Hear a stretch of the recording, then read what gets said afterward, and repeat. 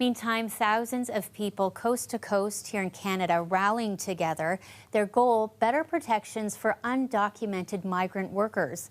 Patrick Swadden takes us to an event in Toronto. I wake up every morning, I don't know what to do, I can't find a proper job because no one is able to employ you when you don't have any documents. Jen, who didn't provide her last name to CBC, is one of Canada's 500,000 undocumented migrant workers. She fled Uganda in 2017 and came to Canada as a refugee.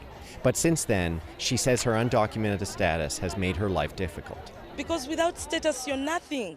You can't say your voice can't be heard. You can't do anything. You can't access health care. It's our day for regularization. But Jen's voice was one of hundreds heard during a Toronto rally today.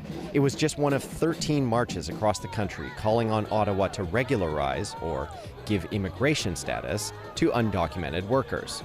Advocates say these workers lack basic human rights. We have members who are being paid $5, $6, $7 an hour because they know they can't speak up. People who are working 60-hour weeks without a single day off because the employers know that they don't have immigration status and they can turn them over to police. Ottawa launched a regularization program for asylum seekers working in healthcare during COVID-19. But Hussain wants Canada to include all undocumented workers.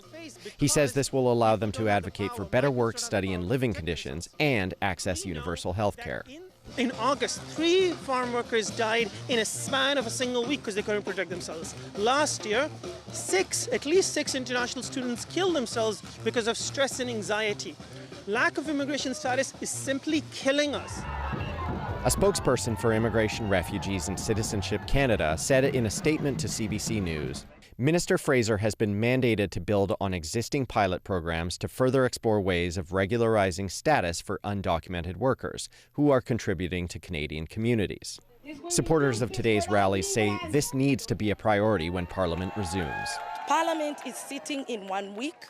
And they've accepted to give some of the people status, but we don't know how many will be included.